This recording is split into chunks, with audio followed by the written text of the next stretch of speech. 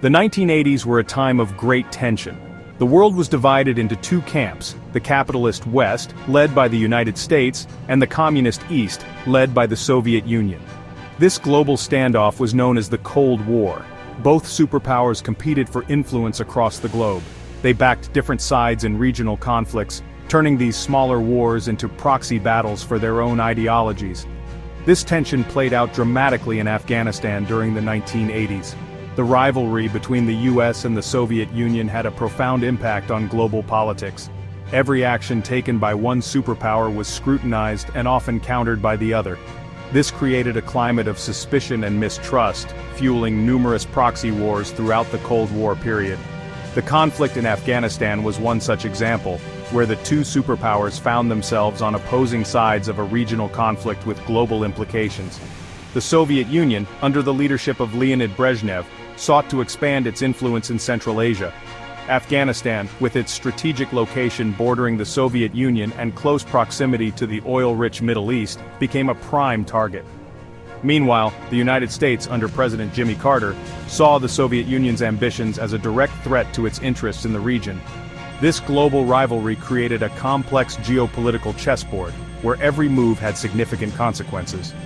The Soviet invasion of Afghanistan in 1979 became a crucial turning point in the Cold War, drawing the US, Pakistan, and other regional players into a complex web of alliances and rivalries. In December 1979, the Soviet Union sent its troops into Afghanistan. This marked a turning point in the Cold War and had a significant impact on the region. The Soviets aimed to prop up a communist government in Afghanistan, led by the People's Democratic Party of Afghanistan. However, the invasion was met with fierce resistance from Afghan fighters known as the Mujahideen. The Mujahideen, though not a unified force, were united in their opposition to the Soviet occupation. They launched a guerrilla war against the Soviet army and the Soviet-backed Afghan government. The Mujahideen received support from various countries including the United States, Pakistan, Saudi Arabia, and others. These countries saw the Soviet invasion as a threat to their interests and sought to support the Afghan resistance. The Soviet invasion of Afghanistan had significant geopolitical implications. It raised alarms in the West, particularly in the United States, about the Soviet Union's expansionist ambitions. The US, under the Carter administration, responded by imposing sanctions on the Soviet Union and providing covert support to the Afghan resistance. This marked the beginning of a proxy war in Afghanistan, where the US and the Soviet Union backed opposing sides in the conflict. The Soviet invasion of Afghanistan had a profound impact on the country and the region. It led to a protracted war that lasted for over a decade, resulting in widespread death and destruction. The war also led to a massive refugee crisis, with millions of Afghans fleeing their homes to seek refuge in neighboring countries, particularly Pakistan and Iran. President Jimmy Carter, facing re-election and determined to show American strength, took a hard line against the Soviet invasion. He authorized the Central Intelligence Agency to begin secretly arming and funding the Afghan resistance. This covert operation became known as Operation Cyclone. The CIA worked closely with Pakistan's inter-services intelligence to funnel weapons and money to the Mujahideen. Pakistan, under the leadership of General Mohammad Zia-ul-Haq, saw the Soviet presence in Afghanistan as a direct threat to its own security and was eager to assist the US in countering Soviet influence. Operation Cyclone was one of the largest and most expensive covert operations in CIA history. The agency provided the Mujahideen with a wide range of weapons including Stinger anti-aircraft missiles, which proved highly effective against Soviet helicopters. The CIA also provided training and logistical support to the Afghan resistance.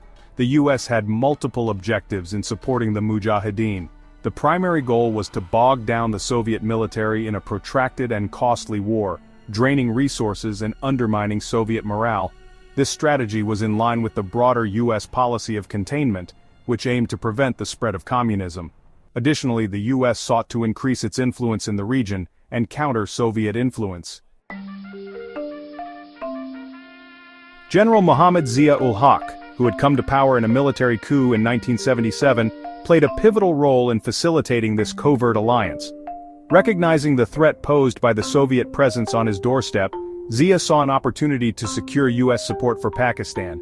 He allowed Pakistan to become a conduit for channeling US assistance to the Afghan resistance, turning his country into a frontline state in the Cold War. Pakistan's geographical location bordering Afghanistan made it a strategic partner for both the US and other countries supporting the Afghan resistance. The CIA used Pakistani territory to train and equip the Mujahideen. Pakistan also provided refuge to millions of Afghan refugees fleeing the conflict, further solidifying its role as a key player in the region. Zia's decision to align Pakistan with the US in supporting the Mujahideen had a profound impact on Pakistan's domestic and foreign policies. It brought significant economic and military aid to Pakistan, strengthening Zia's grip on power and bolstering the Pakistani military. However, it also led to the influx of weapons and drugs into Pakistani society, fueling violence and instability in the long run. The covert alliance between Pakistan, the US and Israel, facilitated by the shared goal of countering Soviet influence in Afghanistan, had lasting consequences for the region. It laid the groundwork for future conflicts and alliances, shaping the geopolitical landscape of South Asia for decades to come.